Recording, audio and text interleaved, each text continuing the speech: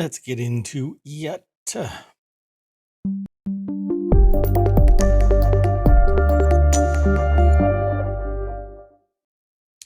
Hello, I am Mayor Watt. That is ohmTown.com, and this is the ohmTown Daily News Show for September 12th, 2022. Oh, you know what? I always do that. I point over there and say that it's ohmTown, but you know what? You couldn't see it. I haven't removed the ad yet, but that doesn't really matter. I'll be removing it as soon as humanly possible. I want to start getting into a rhythm, really, of what news I'm going to start out with, and I think that I want to do because it's it's a general news show, and my news aggregator grabs certain data, but doesn't really give like the generic market trend information or Bitcoin or oil prices, and I collect that. I actually gather that information up because it helps me out each day.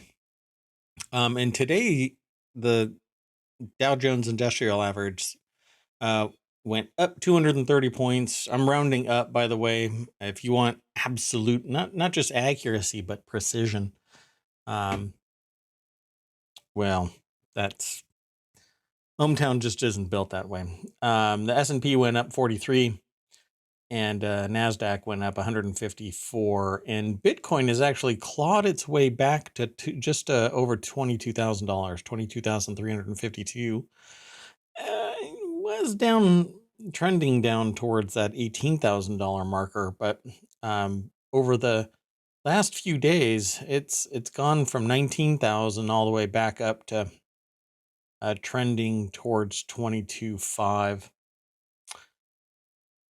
Not bad. I've been watching the oil prices bounce back and forth between $80 and $100 over the last few days as well. And in the U.S., the average gas price is $3.71. I'd round up to $3.72, but it's been going down 1 penny, 2 penny, 3 penny a day, which I think is intriguing. So everybody that was running around screaming that, let's go Brandon, everything was bad.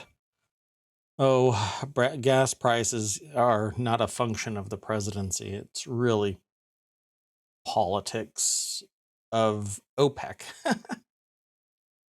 And I guess if you want to hobble the strategic petroleum reserves, we could always say, yeah, that's the fault of the president. But okay. Sure, there's some economic manipulations that can be done, but everybody was blaming Ukraine, and when it wasn't, or not Ukraine, but Russia invading Ukraine, and when that wasn't good enough, they blamed the president, and now that isn't really representative of anything at the pump. So really, what is it? Look at your states. It's the state taxes. But guess what? Taxes pay for a lot of stuff that everybody benefits from, but sociopaths don't realize it benefits them too, to have an educated society that has solid roads. Yours might have holes, but really that's up to your local politicians and not the national platform of the president. So again, think local. Oh, and I heard today that I think it's South Dakota that's going to have some really, really, let me lean into this a little bit, really questionable curriculum being put into place.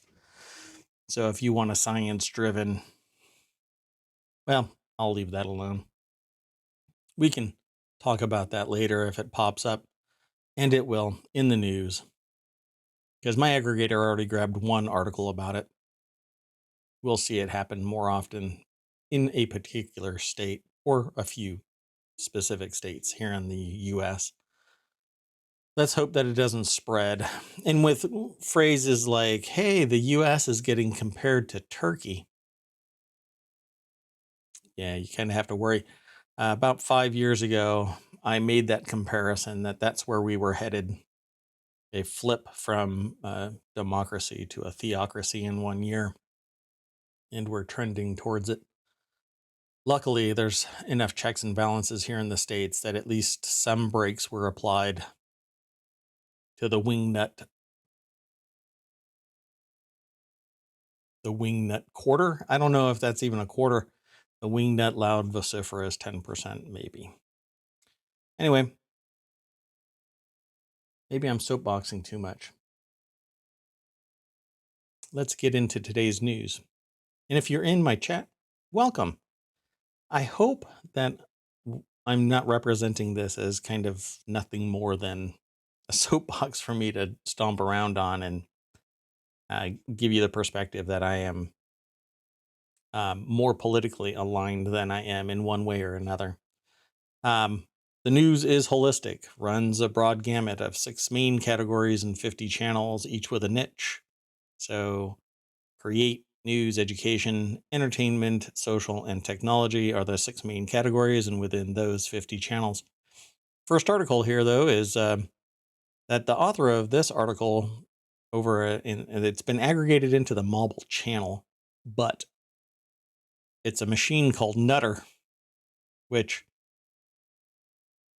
anyway, I'll leave that alone too.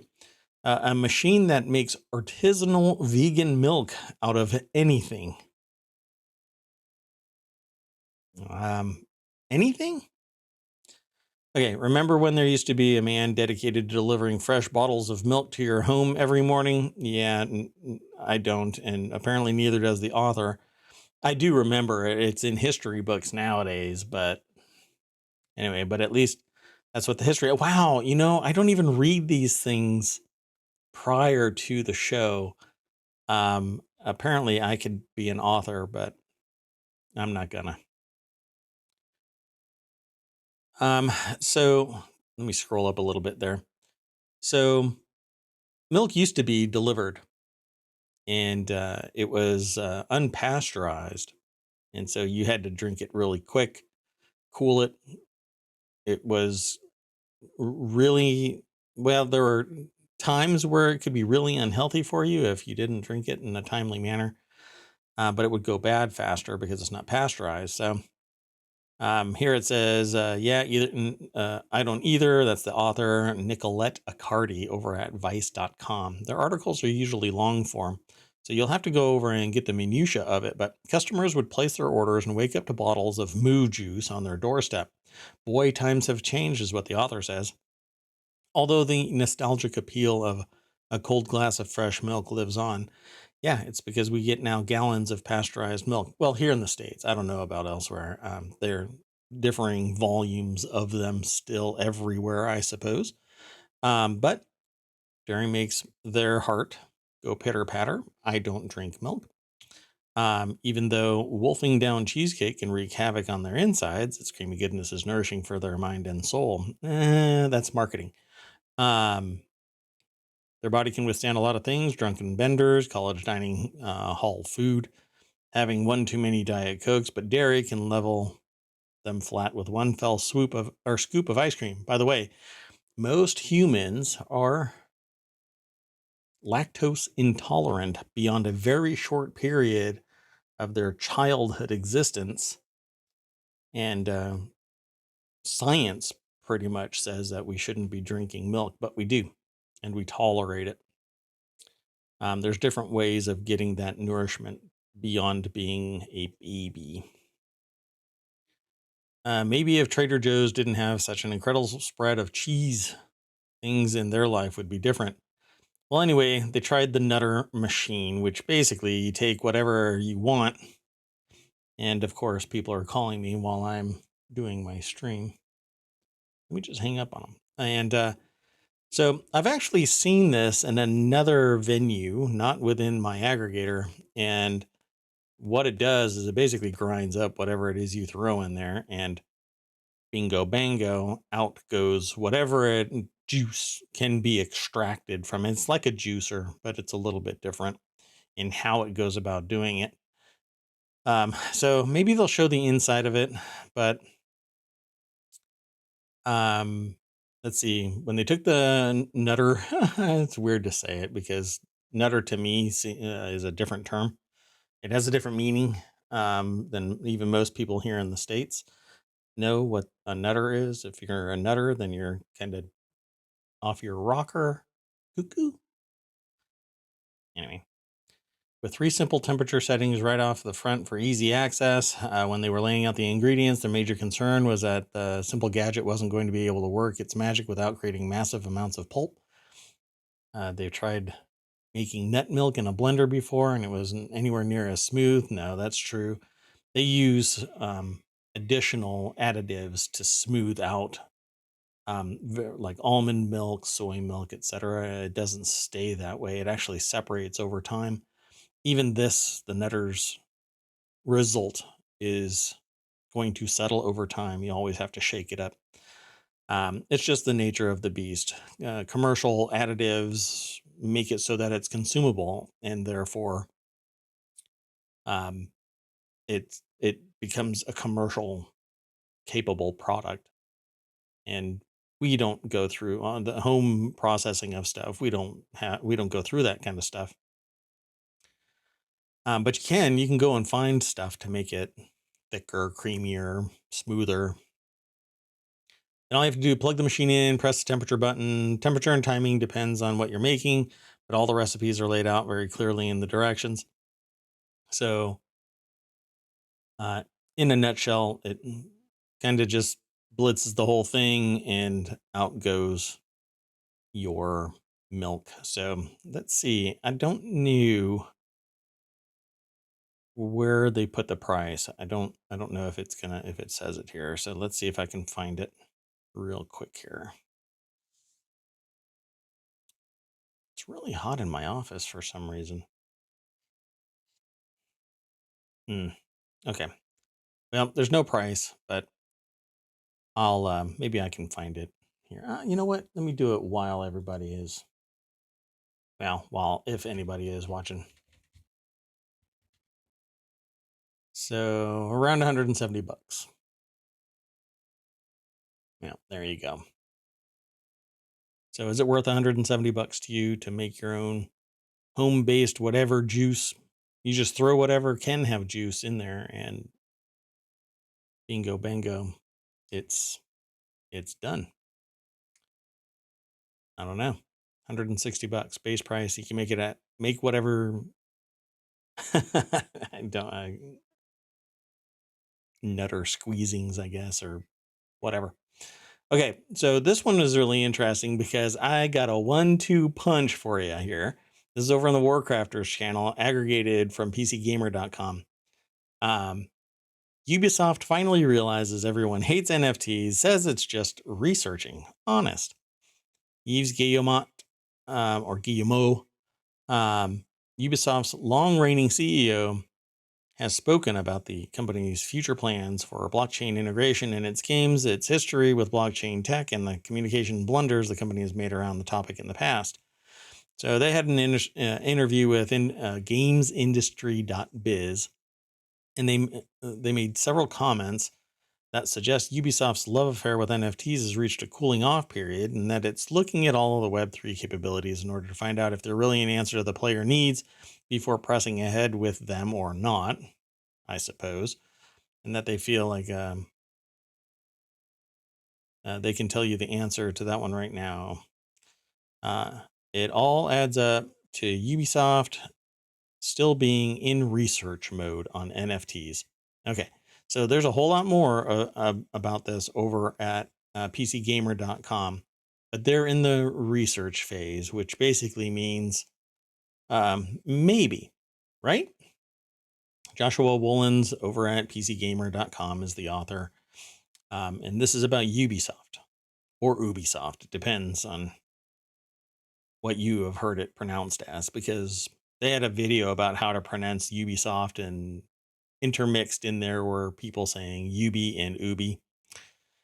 Anyway, it says, it sure looks like the company has finally realized there isn't a silent majority of consumers with a burning passion for artificial scarcity. Well, there are a lot of people that would love to embrace fear of missing out and thus get a bite at the possibility of an NFT going viral because uh, a bunch of others think that it's really cool and they have to have it. So NFT might still come into existence. Now, couple that researching, really, it's not you, it's us researching kind of a thing. Um, with Square Enix saying, well, we've joined blockchain and we look forward to harnessing user contributions. Quite the opposite, right? So, where one finds that possible opportunity and the other one says, I don't know about the opportunity. Yeah, Square Enix is really leaning into it. It has one of the most bullish of the major publishers in announcing its intention to seriously invest in blockchain technology.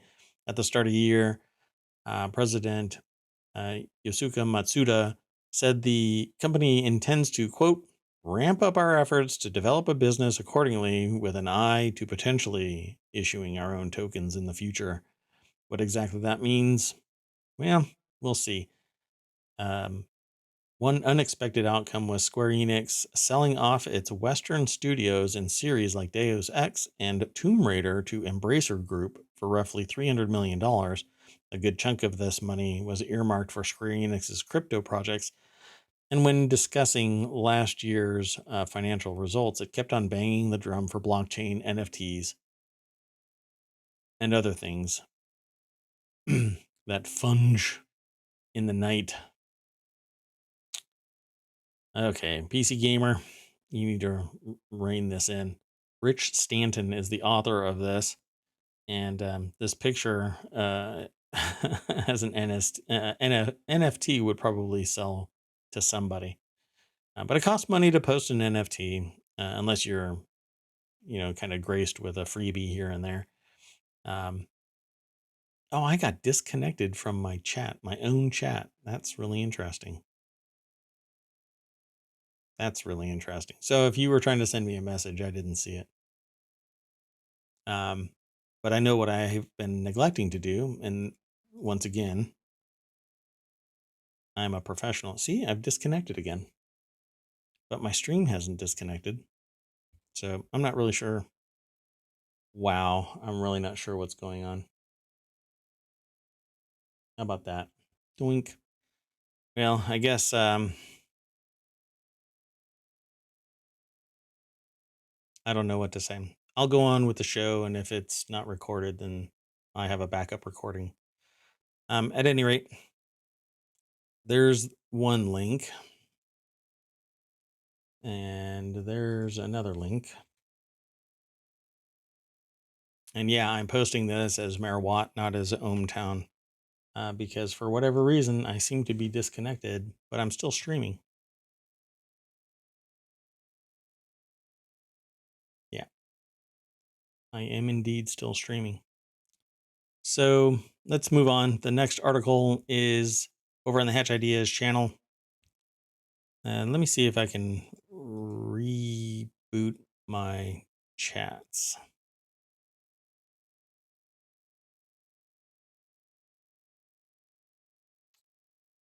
Wow, I really don't know what's going on here.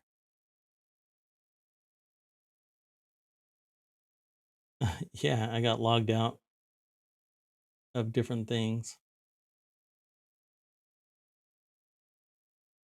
Whoops.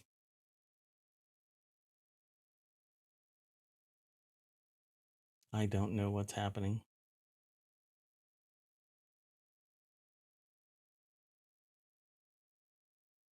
Okay. I'm not going to mess with this while I'm streaming. Anyway, Chevy just unveiled a $30,000 electric SUV coming out next year. And it's $30,000. And you can see what the cheapest 10 SUVs, the cheapest EVs on the market right now. And there's 10 of them that Business Insider has selected. So I've gone over this kind of stuff before. Um, Tim Levin is the author of this over at businessinsider.com. And it says here Chevy just unveiled a $30,000 electric SUV called the Equinox EV that arrives in late 2023 and is in the meantime. There's a bunch of others that retail for around $40,000 or less. I talk about these, but I always have the caveat that I don't like it because they are capped at about 250 miles maximum. This here is a $27,400 Nissan Leaf that only has 150 miles. The Mini Cooper SE hardtop is $30,000. It only goes 114 miles. So none of these make any sense. The Chevy Bolt EV goes 260 miles for $31,500. And when you want to charge it up, it takes a tremendous amount of time to charge these things up. The Mazda MX-30, I had somebody drive the Mazda MX-30 and they said that it was horrible. And only 100 miles in range for $33,500. And the Chevy Bolt EUV, which is an electric SUV, a little bit more crossover-y than full-on SUV, but it only goes 247 miles for $33,500. I can't embrace these things. But if you are hell-bent on being an EV driver, there's something different than a Tesla. Let's move on to the next article. You know what? This is just a hot mess of not working out. So I just posted the next article, but this is the last article. It just, something is broken here and it's really driving me nuts. Let's see if this works again. And I'm not going to bother with Facebook. In fact, I had somebody tell me the other day that Facebook Live discoverability is so horrible that you're doing yourself a disservice to multi-stream. You might as well just stream to Twitch or YouTube as just pre-recorded shows. But I really don't like pre-recorded shows for me. I love embracing the other people doing pre-recorded shows because that's what they are doing. That's what they want to do. They're cool with that whole idea, but I am not. Let me just move on with the articles and get through today. I think I'm gonna have to clean up some hot mess of a stream. So this one is in the word in tech. Is job insecurity really the great motivator? Some managers believe it is. We crunched the numbers to find out. This is an article from phys.org. So it's a science-based introspection into the industry. Former General Electric Chief Executive Jack Welch famously promoted the 20-70-10 system to increase labor productivity. Managers were asked to rank on a bell curve. The top 20 received rewards. The bottom 10% were fired.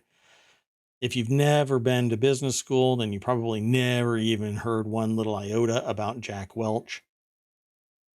Basically, big promoter of conflict within the enterprise so that people would work harder, and that conflict would result in the bell curve 20, 70, 10. And it's kind of like the Pareto principle of 80-20, except that you would fire the bottom 10%. Regardless, maybe they were having a crap month, they're fired. Well, at any rate, I don't know how to pronounce this person's name. I'm really sorry. I don't know if it's Lixin or Lishin Zhang, but they're from the conversation. Really apologize. Send me an email and let me know how to pronounce it phonetically, or at least educate the ignorant 4-year-old presenting themselves as a much older streamer. Anyway, Yahoo, Amazon, and IBM, among others, later adopted this performance review approach, termed stack ranking, forcing the rank and file basically to get ranked and yanked. Similar practices termed up or out. dominate law firms, accounting firms, the military, and professional sports teams. Right. Because it's under the auspices of the idea that you're going to work harder. Wow. My GPU just froze again. God. I don't know if I'm cut out for this. Anyway, um, so yeah, the idea is that you're going to bust your hump just so that you can hit a certain metric. And if you don't, you're fired, which means that you're a big loser and you can't cut it in this industry. So get out and go do something else, right? Well, busting your hump, having a heart attack at 22 because you're trying to be the best that somebody else wants you to be, maybe just isn't right for society, right? Because you're going to be putting food on somebody else's table at a much greater click than yours until you do your own, you know, you make your bones. You do everything uh much harder and better than everybody else. But that's really, it's hit or miss if somebody's going to do that, right? But I'm sure, like I have heard countless time from people that I have spoken to and consulted with and work with, that they'll win the game. Um, sure. And I'll show you how there's probably an ethical or some other legal violation, that's going to land you in hot water if you think that you're going to quote unquote win the game. It isn't hard work. It's mostly the idea that an opportunity presents itself through some type of combination of luck and nepotism and rarely hard work. Um, so the goal of Rank and Yank is to stimulate subordinates' work performance by creating the constant threat of job insecurity. It's a fairly ruthless way to improve the bottom line, but some employers might find it justifiable if it worked. So does it? Their research reveals the answer depends on the level of job insecurity and the performance criteria in question, but the overall answer might not please fans of the late Jack Welch. I think that Jack Welch was a sociopath, and people that follow his ideology are sociopaths as well. I might be in the minority in those in business school who think that this is a positive outcome. Basically, the idea is turning everybody into um, business gladiators fighting to each other's demise, and whoever it is that makes it above that 10% makes it on to the next battle, and you have to perpetually justify your existence, not at some metric that is fixed and sitting there, but at any arbitrary level, they can decide to just raise what work level of work product you have to output. And if you fall into that bottom 10%, you're yanked. So, insecurity as motivation, we observe that when job insecurity is extremely high, employees do increase their performance in the types of behaviors that are explicitly recognized by the formal reward system. Need to pause something. Similarly, employees who take on tasks that are beyond their formal duties but are beneficial to organizational productivity and visible to managers. Such tasks may include attending non required meetings, sharing informed opinions to solve work problems, and volunteering for overtime work when needed. This appears to be good news, but such motivating effects of job insecurity are very weak, albeit statistically significant with very few practical implications in the real world. Thus, the job insecurity associated with 2070-10 approach is less of a motivating factor for workers than Welch may have hoped for. Well, you can be trained to buy into this ideology, and we've done that by having an at will environment where if a job doesn't pay you enough, you can leave, or whatever negative influences you to leave the job. You can quit at a moment's notice, and you can get fired at a moment's notice. But we have been conditioned into this structure instead of employers respecting their employees and employees having loyalty to the enterprise. Basically, what we have managed to do is make workers work doubly hard just so that they can keep their job instead of being asked to do a particular task. They do that task and that's it. They can turn off at from 9 to 5. They're working, and at 5 o'clock they turn off. Yeah, that's not really how it ends up being. The data also revealed a link between job insecurity and decline in employee safety performance because people will take shortcuts to make ends meet faster if they can, and if they get away with it. So safety performance includes wearing safety gear, following safety protocols, and communicating safety concerns to managers. These measures are critical to prevent employee injuries and on-site accidents. Your business, by the way, the one you're working for, does not care, literally does not care about your safety in and of itself as a human being. They care about the liability that gets flexed onto the business if you fail to follow procedure and wear personal protection and notify your manager if somebody is violating these rules. You will be thrown under the bus summarily. Job insecurity also consistently increases the likelihood that employees engage in destructive behaviors that harm the organization, including calling in sick when not ill and destroying or stealing company property. Yeah, because they've been told they need to do this, and when they feel like they aren't getting compensated for busting their hump, then they feel that they should, kind of quiet quit or steal or damage or whatever, some way to seek equality, be made whole again. Overall, considering the overwhelming negative effects of job insecurity on employee attitudes, organizational commitment, health, and well being, the small positive motivating effect of increasing job insecurity may not be worth it. So, according to the Productivity Commission, New Zealanders worked 34.2 hours per week and produced 68 New Zealand dollars of output per hour. Yet in other OECD countries, employees worked 31.9 hours per week and produced $85 per hour. Maybe that's because work life balance was a little bit more imbalanced and people were happier with their job.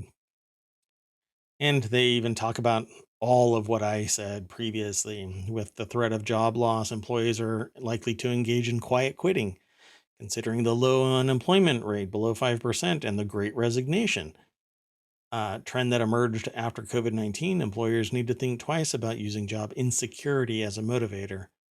I can tell you from experience that if my, uh, well, I should say my previous boss, and I haven't had a formal boss since I was 18. Um, the they basically kind of actually a subordinate had said leaned into to their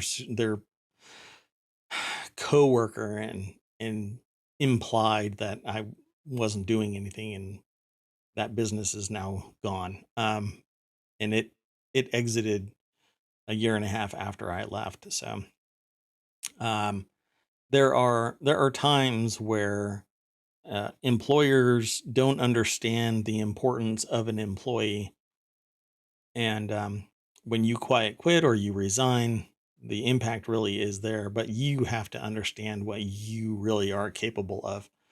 So if you quit, be sure you have something on deck to transition to, or you have an abundance of savings, at least 6 months at the minimum, before you pull the ripcord on your career. But know what your value is because your employer doesn't necessarily care. This next article is in the Law Nerd channel, and it's from dealbreaker.com. I've never clicked this link, so I'm not sure what this is all about. It says perhaps the most brazenly incredible investment scam in history. And I'm not sure. This is a new um, aggregation source for me. So John Shazar is the author of this over at dealbreaker.com. And it says, "Dear readers, there are damn nigh undetectable scams. There are the sneaky ones with claims that seem a bit too good to be true, but with just enough trappings to make them the claims believable. And then there's a whole universe of brow raisers, head slappers, whoppers, the incredible, the astounding, the chutzpah laden, and literally unbelievable in all shapes and sizes, from the minuscule to the Madaffian. Oh, Madoffian, Madoff. Sorry, I never even heard that. So anyway, I'm Madoffian. It's weird. And then friends, on a completely different order of magnitude, at least in respect to sheer gall and subsequent credulousness. And of course, at the moment, allegedly, there's this one. While running Money Magnet Platinum Membership Initiative LLC, hell of a name, the longer it is, the more uncredible it sounds. LaKenya Hopkins promised astronomical and unrealistic rates of returns on investments. Hopkins claimed to investors she would get them $8,000 in monthly returns for every $1,000 they invested by pooling the money and putting it into a hedge fund that guaranteed a 3 to 5% daily return. Of course, since such daily returns don't exist, Hopkins allegedly chose to invest in it herself and, of course, crypto. In November 2020, she used about $85,000 of the from investors to put down on a year's worth of rent in a Manhattan home, prosecutors said in an indictment, and she also used some of the funds to travel and to buy cryptocurrency for her own benefit, the complaint states. Fascinating. So this is actually aggregated over at dealbreaker.com from New York Post. I rarely click the links that are in something that I aggregate, and this is it. This is New York Post, which I don't normally aggregate at all. But I'm going to, in this case, click this. Only because I want to see what else it says in this article. Wow. So while running Money Magnet Platinum Initiative, Hopkins promised this 3 to 5% daily return. She lied to induce their investments and continued to lie when they questioned her about the status of their investments. And instead of investing the money as promised, she allegedly enriched herself. I don't know if this is actually her or not, but let's see. There's a picture that's on the stream that I don't know if it's her. Anyway, Hopkins never invested the money, and in January 2021, she failed to dole out the first guaranteed monthly payment, instead telling clients she was pausing MMPMI and would return the money, according to the complaint. When pressed by worried investors, she allegedly lied and said the money was still in the hedge fund and that they would not take a loss. She also claimed to them she was not keeping any money. Well, apparently, she was charged with one count of securities fraud and wire fraud and could land her in a prison for a maximum of 40 years if convicted. Well, it depends on how much money. I mean, it's really expensive to pursue somebody. And if they can claw back at least some of it, she probably won't spend much time in jail. Definitely not 40 years. Not unless her attorney completely implodes. Anyway, let's move on to the next article. This one is in the Hatch Ideas channel. Europe's top supplier of natural gas says capping prices won't fix the continent's energy crisis. I agree. Norway's prime minister says capping gas prices in Europe won't solve the energy crisis. Jonas Gahr Store, it might be pronounced that way, I'm not sure, met with European Commission President Ursula von der Leyen Monday to discuss the gas shortage. A maximum price would not solve the fundamental problem, which is that there is too little gas in Europe. And capping the gas prices in Europe won't solve the problem because the people that are selling it don't have to sell it. I mean, it's really goofy. I mean, capping the natural gas prices internally is going to mean that whoever it is that's buying the gas is going to lose right on the outset. So, what is the motivation for somebody to purchase it other than individual countries at the state level? I'm not sure how it all works, if that's how it works.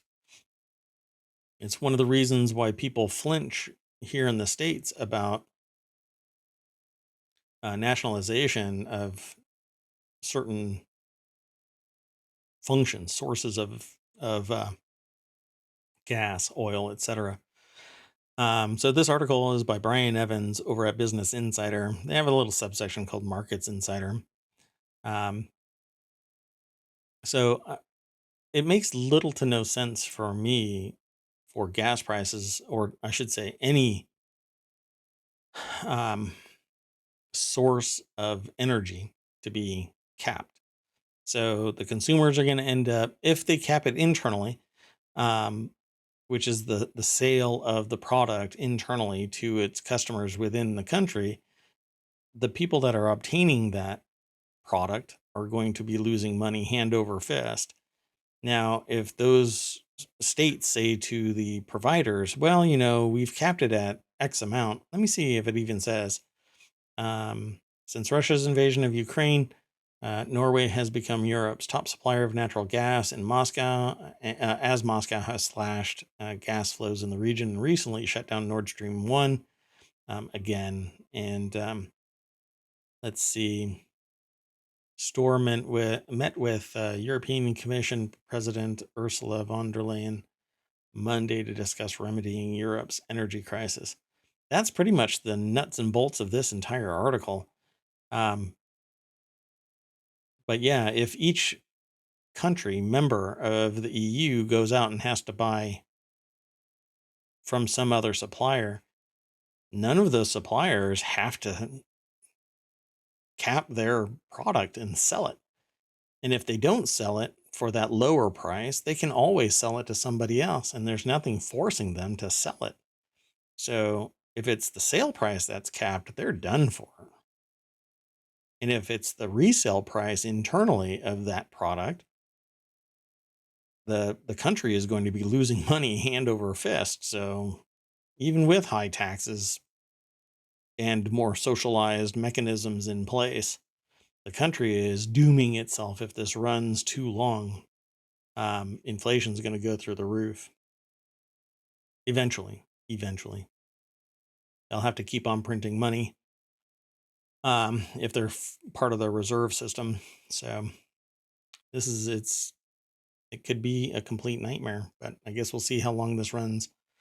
Let's move on to the next article, and that's Apple's refurbished AirPods Max are $100 off the original price, which lowers them to about $400, $370 to be more precise.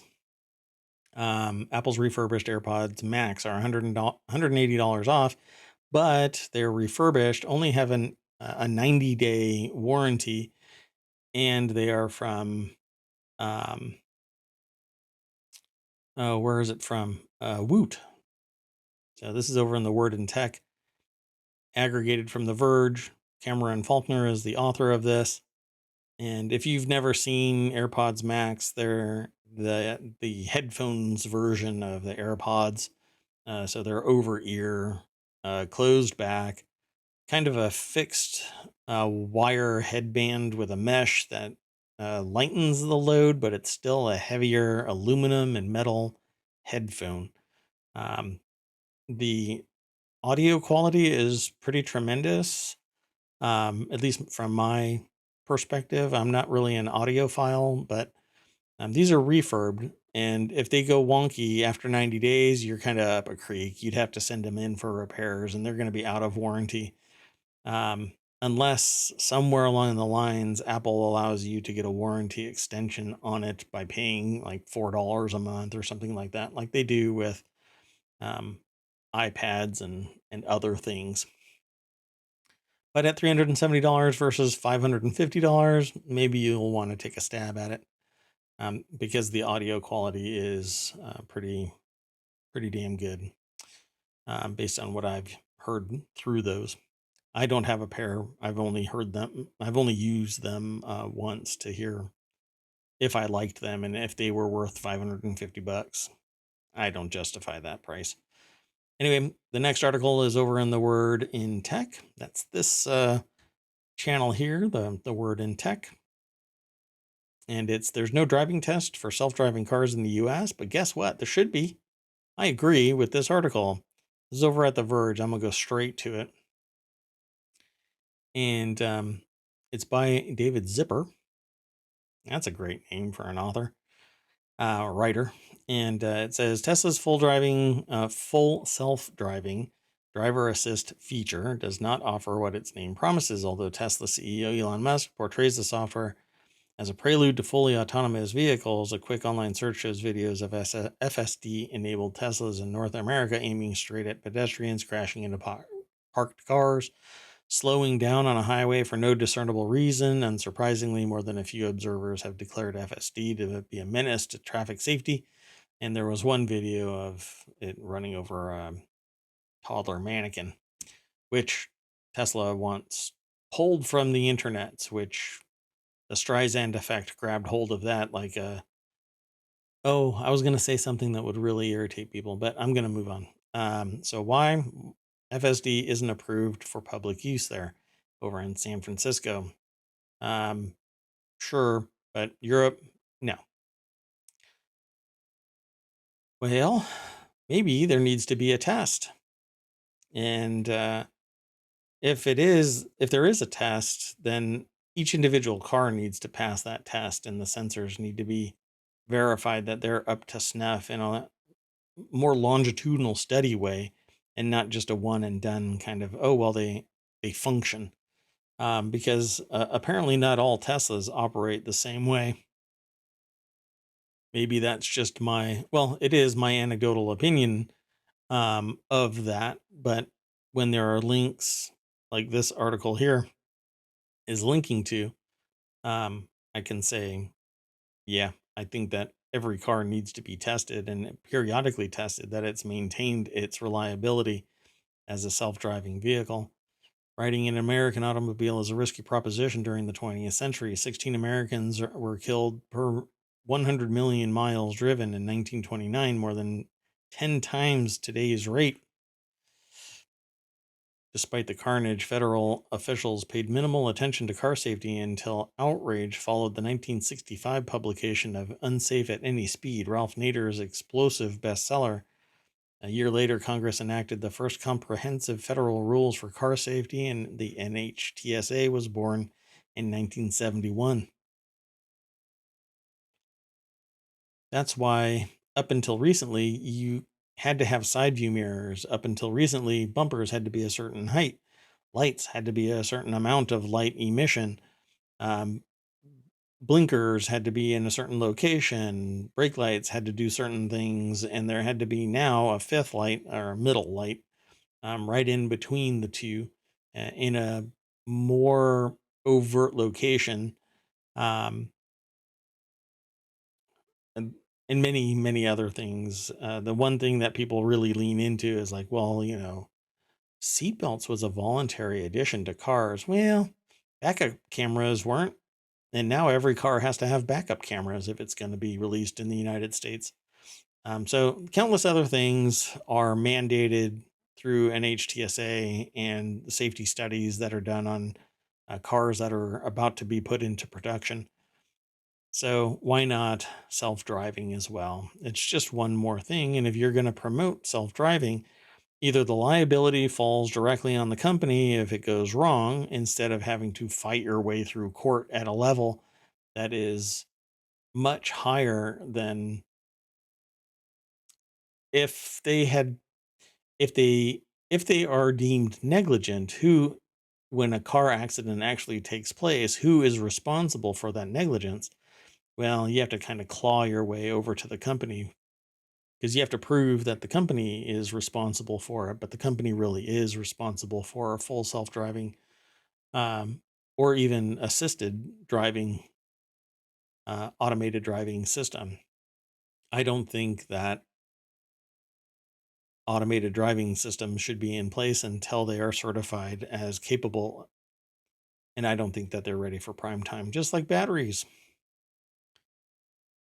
The EVs are just not ready for prime time. A lot of people have them, though. Notably, the US adopts a much more proactive safety posture toward aviation safety. When an airplane manufacturer wants to build a new kind of plane or alter a component, the company must work with the FAA to obtain prior approval prior to deployment. Crash data suggests that framework has served flyers well.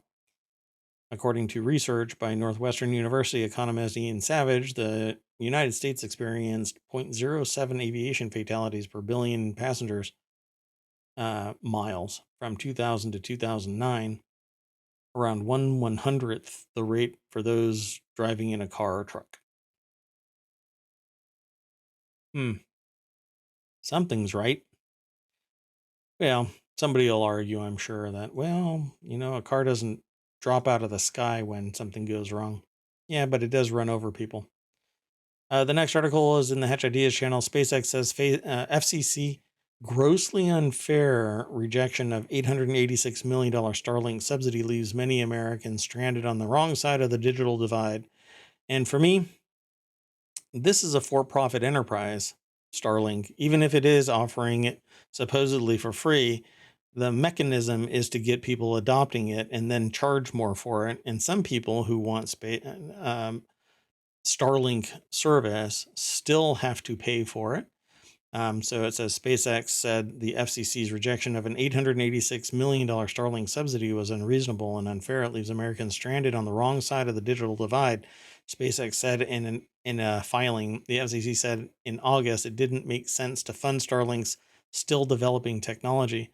Not only that, it's funded by a billionaire. Invest in your own company. If you want to do good and you want to lean on closing the digital divide, then fund it. You've got $1 billion. You are about to throw it at Twitter.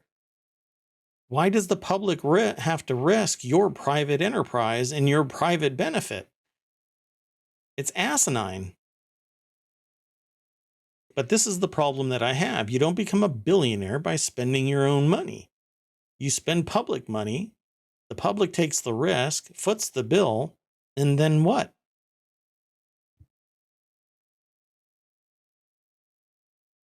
I guess we'll see. We've paid for this before. We buried fiber optic cable all over the damn country in the United States, and we've got nothing out of it. There's still dark fiber in the ground. Activate it and use that.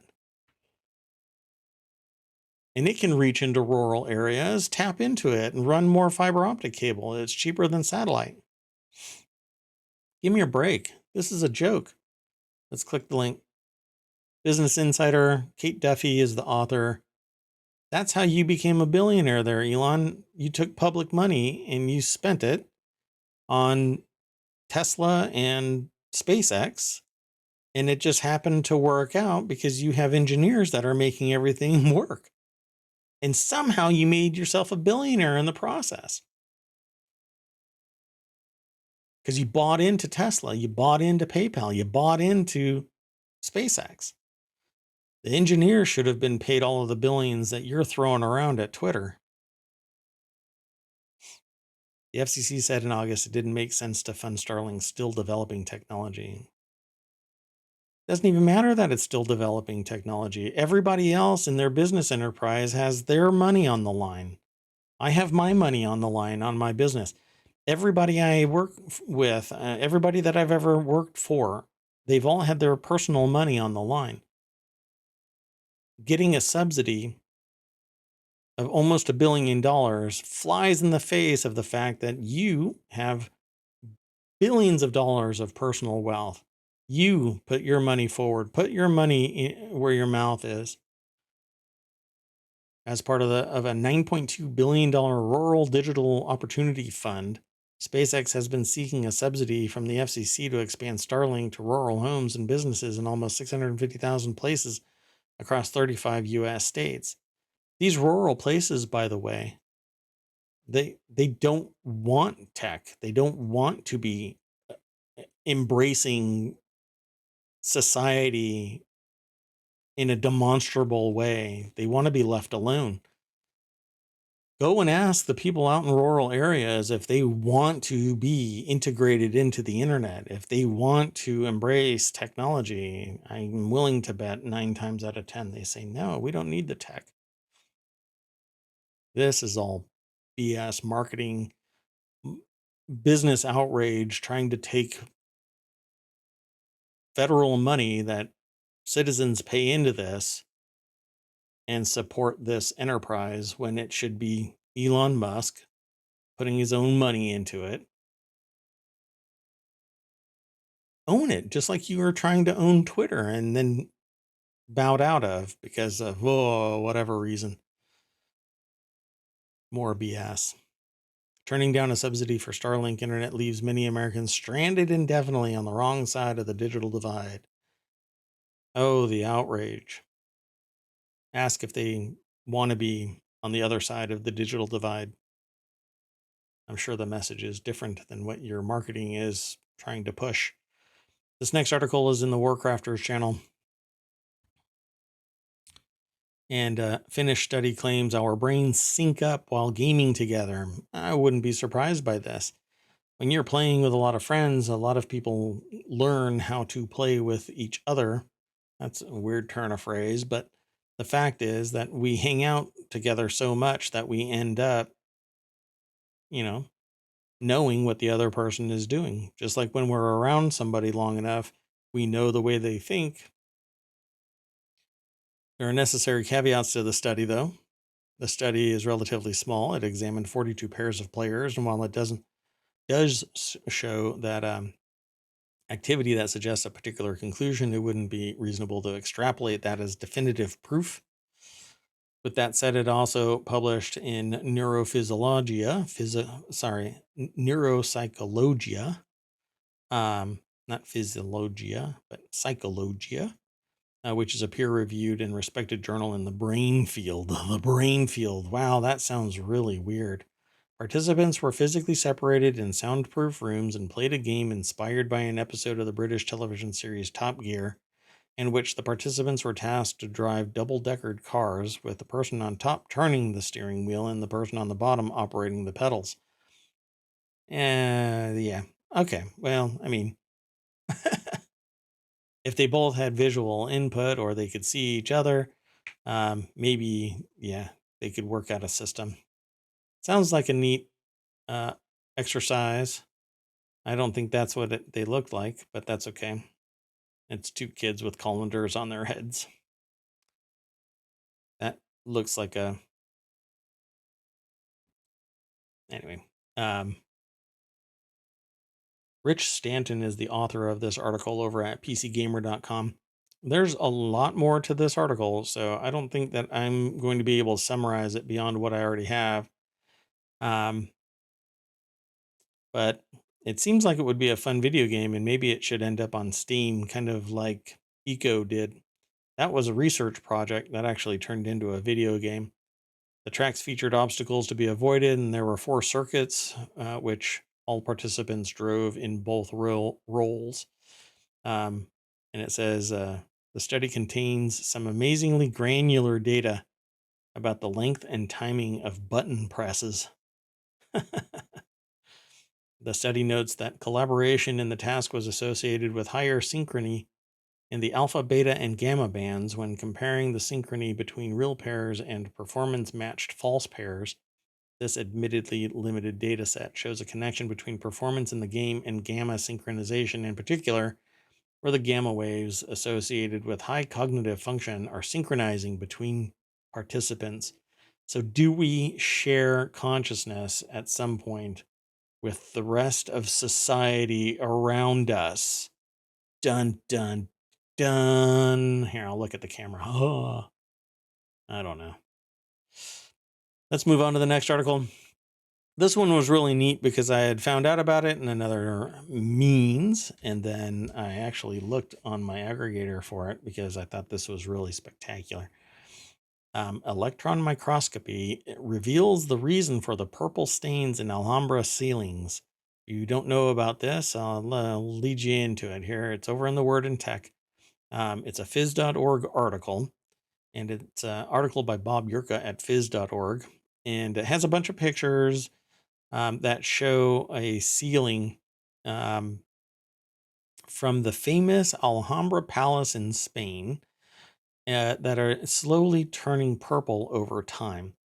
And there's a whole lot of mechanisms here in place that are causing this, but essentially, one improvement over another improvement to try and um, make it better, make it more beautiful, then stop the discoloration, then stop that discoloration, then mitigate everything by just plastering over it, has led to it slowly bleeding purple all the way through.